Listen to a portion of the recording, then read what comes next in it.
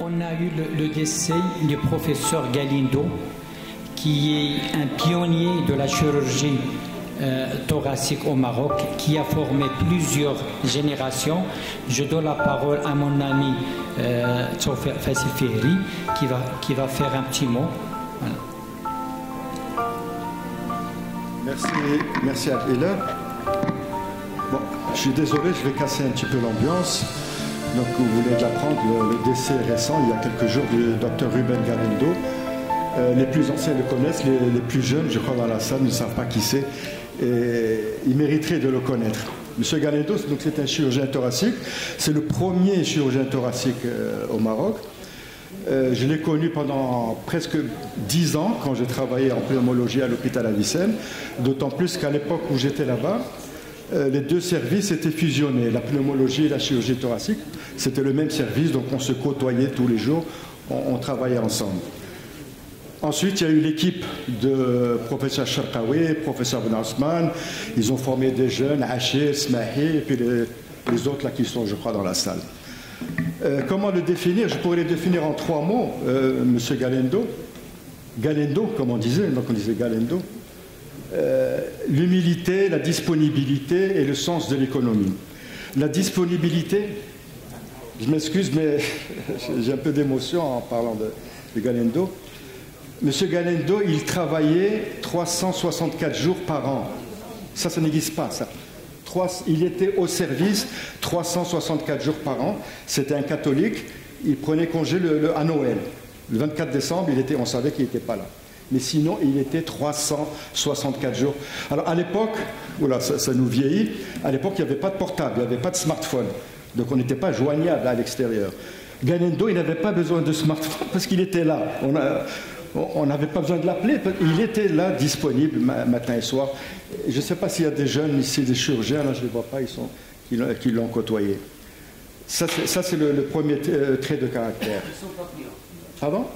Ils sont papillons. Ils sont papillons, ah oui, c'est magnifique, son papillon. Le sens de l'économie, quand il sort du bloc, il sort dans sa main des tubulures, des fils. Il ne jette pas le fil. Il fait une suture, il garde le fil. Après, il le stérilise, il le nettoie et puis il le réutilise. Un même fil servait à 3 malades. Nous, on s'en fout. Hein.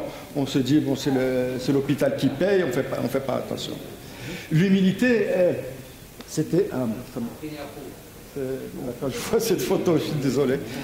C'était quelqu'un d'extraordinaire et de modeste. C'était un chirurgien thoracique, mais c'était aussi un chirurgien cardiovasculaire. C'est lui qui a introduit une technique de traitement du rétrécissement mitral. Pardon? Oui, oui, c'est ça. Le traitement du rétrécissement mitral à cœur fermé, il faisait ça 3-4 fois par semaine. C'était extraordinaire. Oui? Parce qu'il a été formé à Marie-Lalande, une grande école.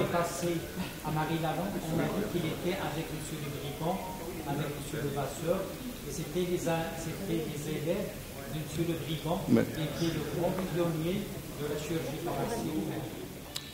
Parce que j'ai travaillé avec lui de 1966-67 jusqu'en 1975. Vous voyez ce que c'est que de travailler avec un bonhomme comme ça. Un Bolivien d'origine, mais formé à l'hôpital Marie-Lalande avec le docteur Herzog, mais qui ne connaissait que le travail. Et c'est avec lui qu'on a appris la nécessité de rendre visite aux patients les jours fériés, le dimanche en particulier, parce que de ce temps-là, on travaillait samedi. C'est un bonhomme qui avait un savoir-faire extraordinaire, sans parler du savoir-être. Savoir-faire, c'est-à-dire utiliser les moyens du bord pour tirer d'affaire un malade.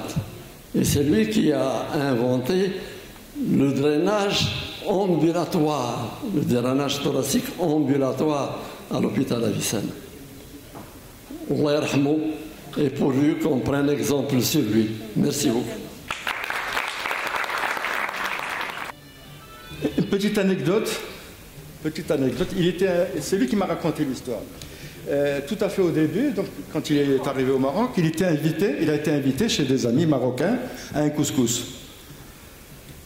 Donc il arrive, lui et son épouse, chez le couple marocain, et puis la dame s'amène, elle pose le plat de couscous.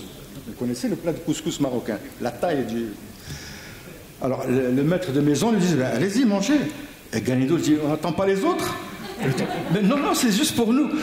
Il ne comprenait pas qu'un plat de 20 kilos de couscous, c'était pour 4 personnes. Voilà, c'est en quelques mots. Donc, alors, je ne sais pas, est-ce qu'il faut une minute de silence, Fatiha, ou bien on applaudit? On applaudit, je crois. On applaudit.